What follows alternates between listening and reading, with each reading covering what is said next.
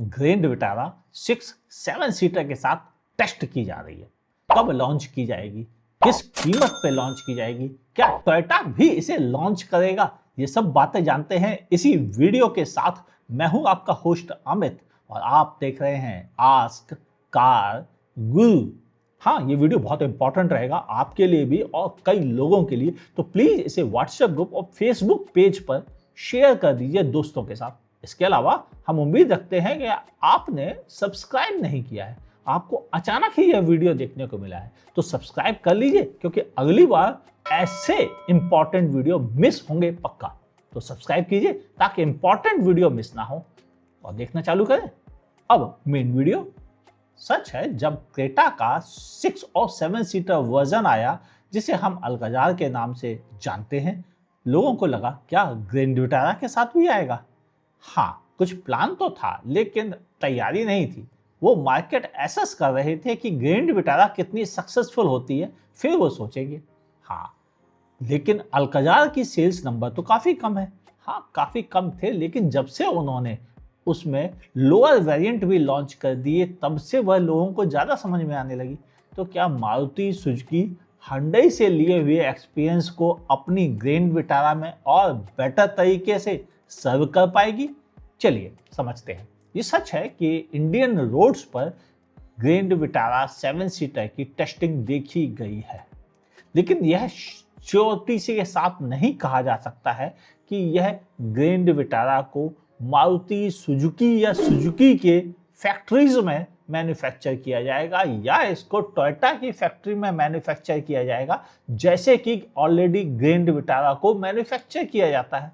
यानी grand Vitara Toyota की factory में मैन्युफैक्चर होती है और इसीलिए हमें अनुमान है कि इसकी मैन्युफैक्चरिंग भी टोयोटा की फैक्ट्री में की जाएगी, क्योंकि वहां पर ऑलमोस्ट सब इंतजाम पहले से ही है, तो फिर क्यों जबरदस्ती खर्चे बढ़ाए जाए। तो अनुमान यही है 99% कि इसे टोयोटा के फैक्ट्री में ही असेंबल किया जाएगा। अब बात करते हैं क्या क्या ऑप्शंस आएंगे। पहली चीज हमें समझना होगा कि चूंकि यह ग्रैंड विटारा पर बेस्ड है तो वैसे ही 5 डोर वर्जन होगा और पिछली सीट जो होंगी वो सेकंड रो से रास्ता दिया जाएगा टंबल सीटिंग के थ्रू थर्ड रो में जाने का। थर्ड रो केवल 2 किड्स या किड्स से बड़े लोगों के लिए सूटेबल होंगी, क्योंकि ग्रैंड विटारा में वैसे ही हेडरूम बहुत ज़्यादा नहीं है। ऐसे हालात में उसमें बड़े एडल्ट के लिए रियर सीट पर बैठालना, थर्ड रो पर बैठालना थोड़ा मुश्किल होगा। क्या पता कंपनी लगे हाथ ये प्लान कर ले कि चलो थोड़ी ऊंचाई ही बढ़ा देते हैं, तो यह कोई भी गलत डिसीजन नहीं होगा। देखने में कैसी लगेगी, तो फ्रंट से यह काफ़ी कुछ ग्रैंड विटारा हाईराइडर से मैच करते हुए लुक्स के साथ होगी। हाँ, इसमें भी आपको एलईडी हेडलैम्प दिए जाएंगे और आपको क्या पता पहली बार कंपनी इसके साथ आपको एडास भी दे सके, क्योंकि वो ऑलरेडी ई विटारा के साथ एडास को इंडियन मार्केट में लॉन्च कर चुके होंगे, जो कि सुजुकी का ऑन प्रोडक्ट है और इसीलिए अनुमान है कि इस कार के साथ भी पहली बार वह एडास को इस नए सेगमेंट में देंगे, जो कि होगा 7 और 6 सीटर वर्जन। इंडियन मार्केट में हालांकि उनके पास ऑलरेडी XL6 और आर्टिगा जैसे प्रोडक्ट हैं जो कि बहुत ज़्यादा सक्सेसफुल है। ऐसे में इन्विक्टो और इन दोनों प्रोडक्ट के बीच में पोजीशन कर पाना आसान नहीं होगा, क्योंकि जहां आर्टिगा की सक्सेस स्टोरी उसको परेशान करेगी, वहीं बड़ी इनोवा हाई क्रॉस जिसे इन्विक्टो कहा जाता है वह भी काफ़ी असर डालेगी। तो ये कहना जरूरी है कि प्राइसिंग मेन फैक्टर बन जाएगा कंपनी के लिए। तो फ्रंट में कोई चेंज ऐसे नहीं होंगे जो दूसरे से अलग दिखे, लेकिन ये सच है कि कतई यह कार फ्रंट से देखने में ग्रैंड विटारा नहीं लगेगी। बिल्कुल वैसे ही खेल किया जाएगा जैसा कि ऑलरेडी स्विफ्ट और डिजायर के साथ किया गया। डिजायर बिल्कुल स्विफ्ट जैसी नहीं लगती सामने से देखने में, और वह 5 स्टार क्लस्टर रेटिंग के साथ थी, जबकि वही प्लेटफॉर्म था जिसे हम हार्टेक्ट कहते थे। मगर यह गाड़ी टेक्ट प्लेटफॉर्म पर बेस होगी, जिस पर ऑलरेडी एस क्रॉस या ब्रजा आती है, जो कि ऑलरेडी 4 स्टार क्लस्टर रेटिंग के साथ है। यानी बेहतर प्लेटफॉर्म को और बेहतर ढंग से डिजाइन किया जाएगा क्रैश वॉर्थीनेस को ध्यान में रखते हुए। बात करें साइड की, ग्राउंड क्लियरेंस को लेकर मुझे संभावना है कि ग्राउंड क्लियरेंस उतनी ही रखी जाएगी। इसके अलावा आपको 18 इंच के व्हील्स मिलेंगे इस गाड़ी के साथ। अब बात कर ले पीछे से कैसी लगेगी। मेरा पूरा अनुमान है कि इसमें भी आपको ग्रैंड विटारा की झलक नहीं दिखेगी। तो फिर झलक दिखेगी कहाँ? वो दिखेगी केवल साइड प्रोफाइल में। रियर से कंप्लीटली न्यू डिजाइन किया जाएगा इसको, और साथ ही पीछे के डोर के मामले में। और यही बड़ा गेम चेंजर होगा यह कहने के लिए कि यह एक कंप्लीटली न्यू कार या एसयूवी है।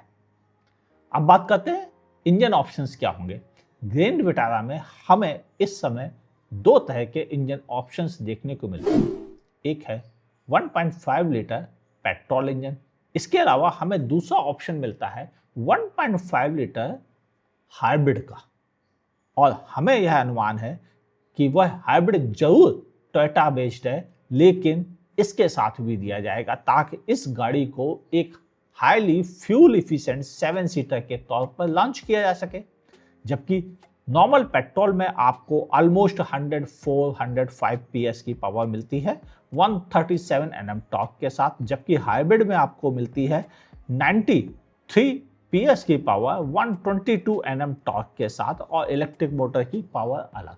और ये दोनों पावर फिगर सेम ट्रांसफर की जाएंगी अगली गाड़ी में, यानी जो ग्रैंड विटारा 7 सीटर, यही कह सकते हैं, अभी तक नाम तो हुआ नहीं है तो हम ऐसे ही बुलाएंगे इसको, उसके साथ। और हाँ, अब बात करें गियरबॉक्स और ऑल व्हील ड्राइव की, तो ऑल व्हील ड्राइव आपको नहीं दिया जाएगा इस 7 सीटर के साथ। पहली ठोस जानकारी नहीं मिलेगा। दूसरी, आपको मैनुअल, इसके अलावा टॉर्क कन्वर्टर, दोनों गियर बॉक्स दिए जाएंगे। हाइब्रिड में आपको ECVT वर्जन ही देखने को मिलेगा। अब आपसे बात करें कि इसकी फीचर्स लिस्ट क्या होगी। वही 9 इंच का टच स्क्रीन इंफोटेनमेंट सिस्टम और एक नया टच स्क्रीन इंफोटेनमेंट सिस्टम जो टोयोटा अभी हाल में लंबे समय से हमें दिखा रहा था अपनी कैमरे के थ्रू। क्या पता टोयोटा उसको आगे बढ़ाए, और अगर उसको आगे बढ़ाता है तो यह एक बेहतर डील रहेगी, क्योंकि वह रियली काफ़ी बेहतरीन क्वालिटी के साथ में है, चाहे वह कैमरे की क्वालिटी हो या इंफोटेनमेंट की क्वालिटी। इनके अलावा हमें अनुमान है कि कंपनी डिजिटल इंस्ट्रूमेंट क्लस्टर भी देगी इस सेगमेंट के साथ। 6 एयरबैग एज ए स्टैंडर्ड रहेंगे, क्योंकि मारुति सुजुकी अब छोटी से लेकर बड़ी कार हर किसी में 6 एयरबैग स्टैंडर्ड रखना चाहती है। जब वो सेलेरियो, स्विफ्ट, डिजायर जैसी छोटी गाड़ियों में 6 एयरबैग दे सकते हैं, तो इतनी बड़ी कार में वह ना देने की गलती तो बिल्कुल भी नहीं करेंगे। वो भी तब जब इस कार का कंपटीशन ऐसे प्रोडक्ट के साथ होगा जो ऑलरेडी 5 स्टार क्रैश रेटेड और सेफ्टी के साथ आते हैं, तो कंपनी ये गलती नहीं करेगी। इनके अलावा सेफ्टी में ABS, EBD, electronic stability program, tyre pressure monitor system, hill hold, hill descent जैसे फीचर्स भी दिए जाएंगे। 360 कैमरा आपको इस गाड़ी के साथ दिया जाएगा।